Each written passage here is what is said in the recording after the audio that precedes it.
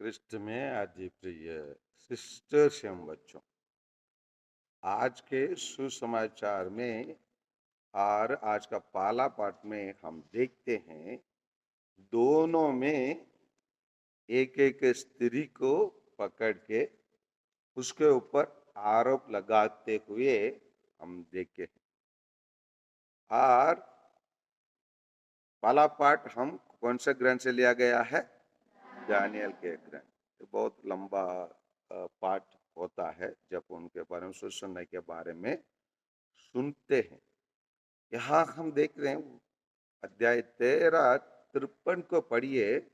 उन लोग किस प्रकार आ, आ, उन लोग स्त्रियों को विरोध करते थे और अन्याय करते थे।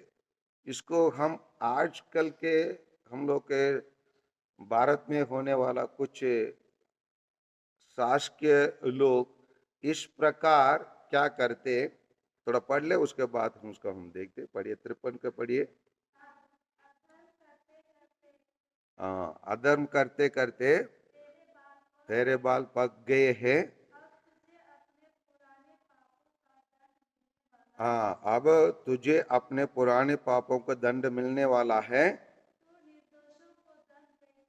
तू निर्दोषों का दंड देकर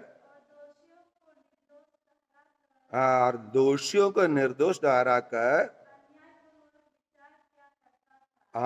अन्यायपूर्ण विचार किया करते थे।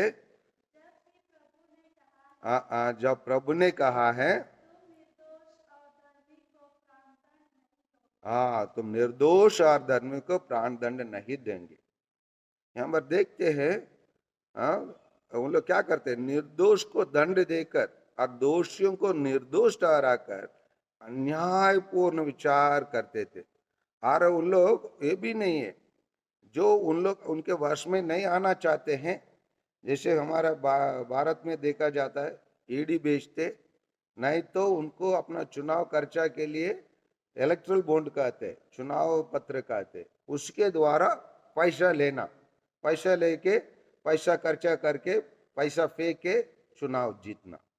इसी प्रकार का अन्याय उन दिनों में भी नहीं है। इसीलिए वो स्पष्ट रूप से कहा जाता है, तुम क्या करते हैं,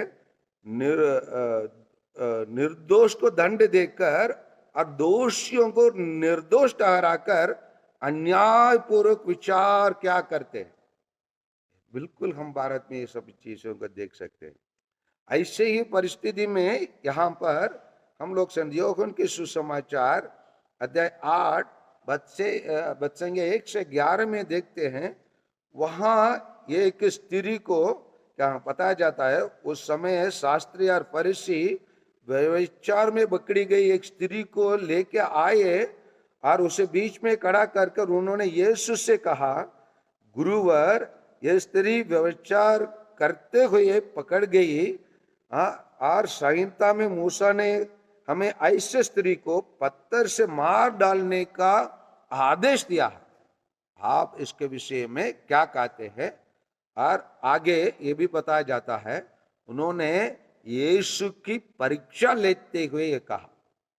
और उन लोग व्यभिचार में पकड़ने वाले स्त्री को सजा देने में उन लोग ज्यादा रुचि नहीं दिखाए, परंतु क्या करते हैं उन लोग, परीक्षा यीशु मसीह को परीक्षा लेने का।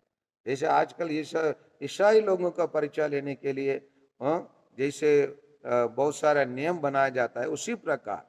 और यहाँ पर हम देखते हैं उन लोग व्यभिचार में पकड़े हुए एक स्त्री को लेके आए।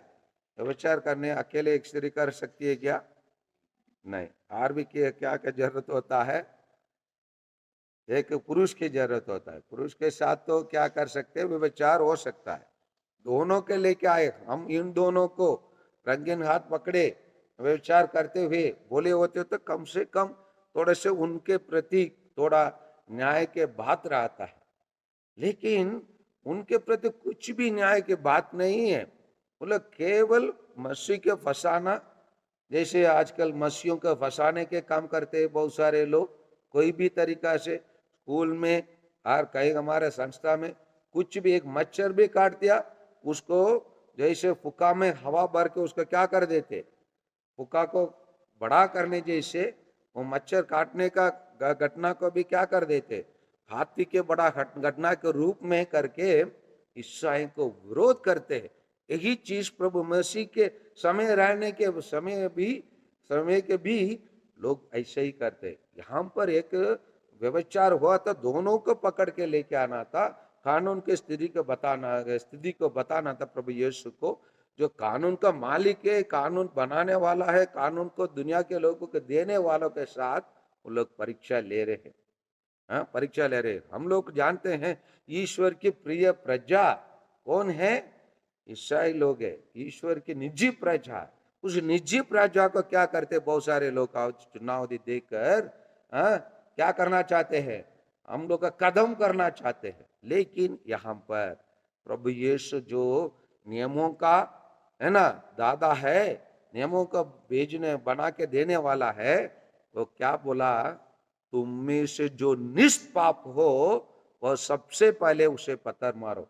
ऐसे आज के इसके राजनीतिक लोग उनको बोलेंगे तो ये लोग ईडी को प्रयोग ही नहीं कर पाएंगे। हमारे भारत देश में ईडी होता है, एनफोर्समेंट डायरेक्टर्स। उन लोग का क्या करते हैं, जो लोग गलती क्या बोलते हैं उनको जांच करने के लिए उनको पकड़ के जेल में डाल के या पुलिस के अधीन पर रख कर उनको जांच करते। कभी कभी 2 घंटा या नहीं तो 2 दिन 3 दिन 15 दिन भी उनके अपने अधीन पर रखकर उनके ऊपर आरोप लगाया गया बोल के उनको सताते हैं। उसी प्रकार इसीलिए प्रभु यीशु ऐसे पकड़ने के लिए आए वाले और इसे दोषी लगाने वालों से क्या कहा, तुम में से जो निष्पाप हो वह सबसे पहले इस पत्थर मारे। बोलने के बाद क्या करना था, लोग से कोई निर्दोष व्यक्ति तो क्या करना था, मारना था। लेकिन यहाँ बताया जा रहा है, क्या बताया जा रहा है, एकदम सटीक बात है, बड़ों से लेकर छोटे तक सबके सब है ना, एक एक करके है ना चले गए, नहीं बता रहे किसक गए, समझ में आ रहे ना, सबके सब क्या ये प्रभु यीशु आकर अभी भारत में करेंगे ना, हमारे देश के पहला व्यक्ति जो भी है उसको कोई भी मंत्री हम कहेंगे, वैसे छोटे मंत्री तक है ना, कैबिनेट मंत्री से शुरू होकर फिर स्टेट मंत्री से फिर इंडिपेंडेंट मंत्री तक, और जो भी अपने आप का अपने गाड़ी के सामने मंत्री लगाकर जिला अध्यक्ष और भी लगाकर झंडा लगा के जाने वाला सब क्या हो जाएंगे, किसक गएंगे, किसक चले जाएंगे। वो लोग अपने आप को निष्पाप समझते हैं, दूसरों के ऊपर पत्थर मारने के लिए आरोप लगाने के लिए बताते हैं। लेकिन वहां पर हम देते हैं, तब यीशु ने फिर सीट उठाकर उससे कहा, नारी वे लोग कहाँ हैं, क्या एक ने भी तुम्हें दंड नहीं दिया? उसने उत्तर दिया, महादेव एक ने भी नहीं। क्योंकि एक भी क्या नहीं थे, निर्दोष नहीं थे, कोई भी एक संत नहीं था। आजकल के भारत में भी ऐसे ही लोग हैं, कोई भी अपने आप को निर्दोष साबित नहीं कर सकते हैं। इसलिए बिशप फुलटेंशन कहते हैं, एक ही अंदर है जो जेल के अंदर रहने वाले और जेल के बाहर रहने वाले में मात्र एक ही अंदर है, जो जेल के अंदर है उन लोग गलती करने के टाइम पर पकड़ा गए, इसलिए हमारे बीच में एक पुलिस भी बैठी है, वो भी जानेंगी, इसलिए उनको जेल में डाले। और जो बाहर है उन लोग पकड़ा नहीं गए, इसलिए उन लोग बाहर घूम रहे हैं। जिस दिन पकड़ा जाएंगे, जो भी अपने आप को निर्दोष के रूप में आकर यहाँ प्रभु यीशु के सामने बात करने वाले हैं, उनसे प्रभु यीशु पहले ही यही शब्द तो बोलेंगे, तुम में से जो निष्पाप हो वह सबसे पहले इसे पत्थर मारो। ऐसे कोई प्रभु यीशु आकर कहने लगेंगे, भारत में राजनीतिक नेता लोग 99.99% लोग कहाँ चले जाएंगे, जेल के अंदर जाएंगे, बंदी घर में जाएंगे। लेकिन प्रभु यीशु यहाँ पर अपने कीर्ति को, विवेक को बढ़िया से उपयोग करके उनको सजा भी नहीं दिए, और प्रभु यीशु अपने आप को एक दयालु व्यक्ति के रूप में प्रकट करके बताते हैं, मैं भी तुम्हें दंड नहीं दूंगा, लेकिन प्रभु यीशु दंड नहीं दूंगा मतलब जाओ आप जो भी करना है करो नहीं, लेकिन ये शर्त लगाकर उनको भेजते हैं, जाओ और अब से तुम क्या नहीं करना, पाप नहीं करना। आइए प्रभु यीशु हम प्रत्येक जन से यही बात कहते हैं।